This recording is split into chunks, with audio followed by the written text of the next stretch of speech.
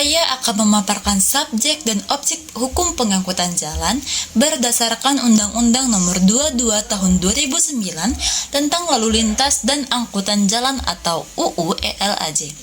Pertama, ada subjek hukum. Subjek hukum adalah pihak-pihak yang memiliki hak dan kewajiban dalam pengangkutan. Pertama, pengangkut, yaitu perusahaan angkutan umum berbadan hukum seperti PT atau koperasi yang bertanggung jawab atas keselamatan penumpang dan barang. Kedua, ada penumpang, yaitu orang yang diangkut dan berhak atas keamanan dan keselamatan. Lalu, ketiga ada pengirim, yaitu pihak yang menyerahkan barang dan wajib memberi informasi yang benar serta membayar biaya angkutan. Lalu keempat ada penerima, yaitu pihak yang menerima barang di tujuan. Selain itu, ada pihak penunjang seperti perusahaan ekspedisi muatan darat yang membantu proses pengiriman sebagai perantara. Lalu selanjutnya ada objek hukum. Objek hukum adalah hal-hal yang menjadi sasaran dalam pengangkutan. Pertama, kendaraan bermotor sebagai alat angkut yang harus layak jalan dan berizin. Kedua, muatan, yaitu penumpang dan barang yang harus memenuhi standar keselamatan ketentuan yang berlaku. Lalu ketiga, biaya angkutan, yaitu imbalan jasa yang bisa diatur melalui kesepakatan atau ketentuan pemerintah. Lalu keempat, dokumen angkutan seperti tiket penumpang dan surat muatan barang sebagai bukti perjanjian. Kesimpulannya, subjek hukum terdiri dari pengangkut, penumpang, pengirim, penerima, dan pihak penunjang. Sedangkan objek hukum meliputi kendaraan, muatan, biaya, dan angkutan. Selanjutnya, subjek hukum dan objek hukum pengangkutan kereta api. Subjek hukum pengangkutan kereta api, yang pertama, pihak pengangkut badan usaha milik negara berbentuk persero yaitu PT Kereta Api Indonesia. Menurut ketentuan Undang-Undang Nomor 23 Tahun 2007 tentang Perkeretaapian, pengangkut pada pengangkutan kereta api adalah penyelenggara sarana perkeretaapian yang berbentuk perusahaan PT Kereta Api Indonesia atau Persero yang mendapat izin operasi dari pemerintah menggunakan kereta atau gerbong dengan memungut bayaran. Yang kedua, penumpang adalah orang yang menggunakan jasa angkutan kereta api berdasarkan perjanjian yang dibuktikan dengan pemilikan karcis. Yang ketiga, pengirim dalam pengangkutan dengan kereta api Indonesia adalah pihak dalam perjanjian yang berstatus sebagai pemilik barang atau bertindak mewakili pemilik barang atau sebagai penjual, membayar biaya pengangkutan, pemegang dokumen pengangkutan barang. Yang keempat, penerima barang adalah pihak yang ditunjuk oleh pengirim untuk menerima barang di tempat tujuan sebagaimana yang tertulis dalam dokumen pengangkutan. Dasar hukum penerima barang diatur dalam pasal 145 Undang-Undang Nomor 23 Tahun 2007. Yang kelima, perusahaan ekspedisi muatan kereta api atau MK mengurus berbagai macam dokumen dan formalitas yang berlaku guna memasukkan barang ke dalam dan atau mengeluarkan barang dari alat pengangkut atau gudang stasiun. Yang keenam, agen perjalanan adalah perusahaan yang kegiatan usahanya mencarikan penumpang bagi perusahaan pengangkutan kereta api. Yang ketujuh, perusahaan muat bongkar adalah perusahaan yang menyediakan jasa bongkar muat barang dari dan ke gerbong kereta api di stasiun atau terminal barang. Selanjutnya, objek hukum pengangkutan kereta api.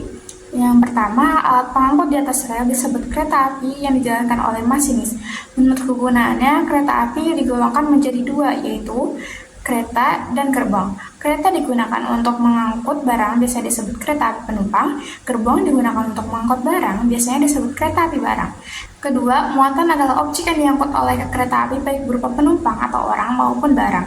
Yang ketiga, biaya angkutan adalah sejumlah uang yang dibayarkan oleh pengguna jasa kepada pengangkut sebagai imbalan atas jasa pengangkutan yang diberikan. Yang keempat, dokumen angkutan kereta api dapat berupa karcis atau tiket kereta api penumpang dan surat pengangkutan barang. Indonesia adalah negara kepulauan di mana lebih dari 90% keluar masuknya barang bergerak melalui laut. Hal ini diatur dalam Undang-Undang Nomor 17 Tahun 2008. Ada dua subjek utama dalam hal tersebut. Yang pertama adalah pengangkut, yaitu perusahaan pelayaran, nahkoda, dan anak buah kapal. Lalu ada pengguna jasa, yaitu penumpang, pengirim barang atau shipper, dan penerima barang. Selain dua subjek utama tersebut, ada perusahaan penunjang, yaitu seperti agen pelayaran yang mewakili pengangkut di pelabuhan dan perusahaan bongkar muat yang menangani keluar masuknya barang. Jika terjadi kerusakan pada barang atau penumpang celaka, yang bertanggung jawab adalah pengangkut. Perusahaan pelayaran wajib menjamin keselamatan penumpang dan keutuhan barang sejak diterima di pelabuhan awal sampai diserahkan di pelabuhan tujuan. Ada 4 objek, yaitu yang pertama adalah kapal.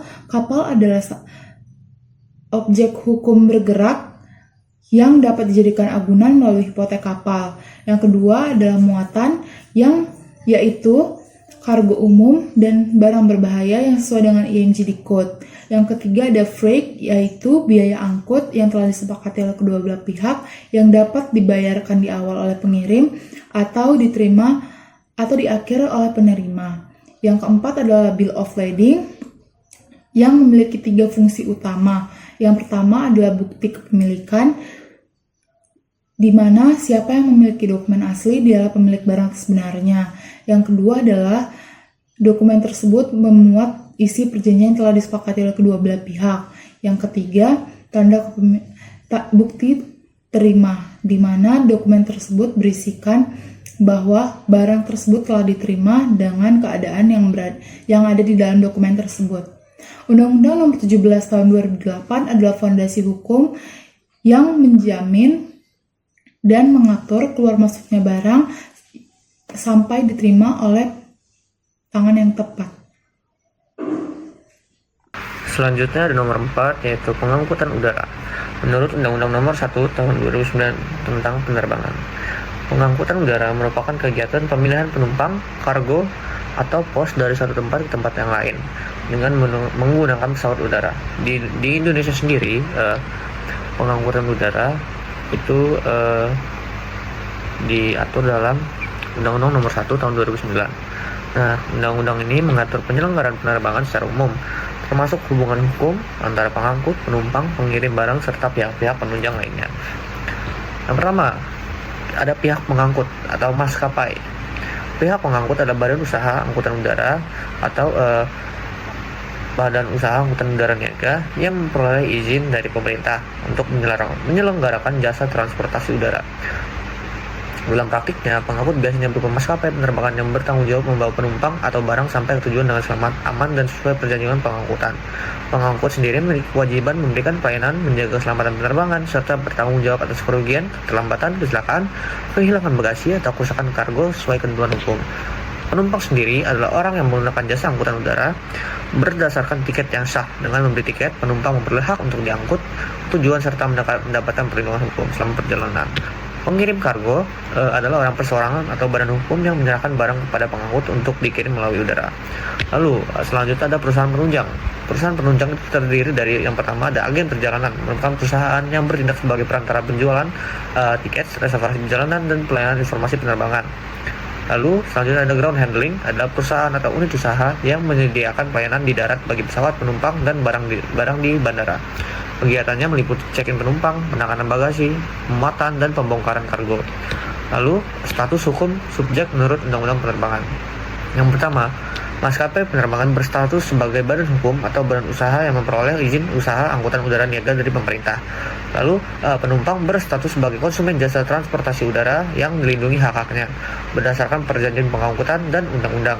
Lalu, pengirim kargo berstatus sebagai pengguna jasa pengiriman barang yang memiliki hak atas keamanan dan ketepatan pengiriman barang. Lalu, perusahaan penunjang seperti agen dan ground handling berstatus sebagai badan usaha yang menjalankan kegiatan usaha penunjang penerbangan berdasarkan izin yang sah. Lalu, ada objek-objek dalam pengangkutan udara. Yang pertama, ada pesawat udara, yaitu alat utama yang digunakan untuk mengangkut penumpang, barang, dan pos melalui udara. Lalu yang kedua ada muatan, yaitu penumpang, bagasi, kargo, atau pos yang diangkut oleh maskapai. Muatan menjadi objek utama dalam perjanjian pengangkutan. Lalu biaya tiket, yaitu sejumlah uang yang dibayarkan penumpang sebagai imbalan atas jasa pengangkutan udara. Dalam konteks kargo, biaya ini bisa berupa ongkos kirim atau tarif pengangkutan barang. Lalu dokumen pengangkutan, seperti tiket penumpang, boarding pass, dan airway bill untuk mengirimkan alat kargo. Airway bill sendiri merupakan bukti perjanjian pengangkutan barang melalui udara yang memuat identitas pengirim, penerima, jenis barang, dan syarat pengiriman. Perkenalkan, nama saya Pandi Suban Manurung dengan NPM 24520111139. Saya akan menjelaskan tentang subjek hukum pengangkutan, yaitu siapa saja pihaknya. Baik, di video ini saya akan membahas tentang adalah pengangkut, atau yang dalam bahasa Inggris disebut carrier. Di pengangkutan kereta api, pengangkutnya adalah PT KAI yaitu BUMN. Di pengangkutan darat, pengangkutnya adalah perusahaan angkutan umum. Di laut, yaitu perusahaan pelayaran, dan di udara adalah perusahaan penerbangan. Untuk poin pentingnya tentang status pengangkut adalah tempat pengangkut di atas berstatus badan hukum baik BUMN, BUMD, maupun badan hukum Indonesia lainnya. Tidak ada pengangkut yang berstatus perseorangan. Sekarang ada hal yang mungkin sering kita salah pahami, yaitu masinis, sopir, nakoda, dan pilot. Mereka bukan BUMN pengangkut. Mereka adalah karyawan yang terikat dengan hubungan kerja dengan perusahaan pengangkut. Jadi hubungan hukumnya masuk ke ranah hukum ketenaga kerjaan, bukan hukum pengangkutan. Selain pengangkut dan operator, ada juga pengiriman barang dan penerima kiriman. Keduanya bisa berstatus sebagai perseorangan maupun perusahaan. Di semua moda, sedangkan penumpang selalu berstatus sebagai perseorangan. Di segmen berikutnya, saya akan membahas tentang perusahaan penunjang, siapa saja yang mendukung operasional pengangkutan di balik layarnya. Di setiap moda pengangkutan ada pihak-pihak lain yang tidak langsung mengangkut, tapi sangat penting dalam ekosistemnya. Mereka disebut perusahaan penunjang. Yang pertama itu ada ekspedisi muatan. Di kereta api, disebut ekspedisi muatan KA, itu kereta api. Di truk disebut ekspedisi muatan truk, di kapal laut disebut EKML, atau ekspedisi muatan kapal laut, dan di udara disebut EMKU, yaitu ekspedisi muatan kapal udara. Yang juga perlu diperhatikan adalah pengelolaan prasarananya. Di kereta api, prasarananya berupa rel dan stasiun yang dikelola oleh PT KAI sendiri. Di darat, itu ada terminal yang dikelola oleh Dinas LLAJ. Di laut, pelabuhan dikelola oleh PT Pelindo, sementara di udara, dikelola bandar udara yang dikelola oleh PT Angkasa Pura. Selain itu, ada juga usaha penunjang seperti pertokoan, restoran, hotel, hingga hanggar pesawat. Semua harus mendukung, bukan mengganggu, yaitu sebagai fungsi pokok prasarana utamanya. Catatan pentingnya, seluruh perusahaan penunjang berstatus badan hukum atau persekutuan bukan badan hukum, yaitu BHI atau WNI. Tidak ada yang berstatus perseorangan, dan ini berlaku di semua moda pengangkutan. Jadi, perusahaan penunjang melengkapi rantai pengangkutan dari hulu ke hilir, mulai dari ekspedisi, bongkar maut, sampai pengelolaan infrastruktur. Di segmen terakhir, saya akan membahas yang paling banyak keluar, yaitu objek hukum pengangkutan, alat angkut muatan, biaya, dan dokumen. Sekarang kita masuk ke objek hukum pengangkutan. Ini adalah benda atau hal yang menjadi sasaran pengaturan hukum pengangkutan. Ada 4 kategorinya, yaitu alat angkut, muatan, biaya, dan dokumen. Pertama, alat angkut. Di kereta api, alat angkut adalah kereta penumpang dan gerbong barang yang ditarik lokomotif. Di darat, kendaraan bermotor umum seperti bus dan truk, sementara di laut, kapal niaga bisa cargo ship, passenger ship, atau campuran. Di udara ada pesawat udara, baik itu niaga maupun sipil.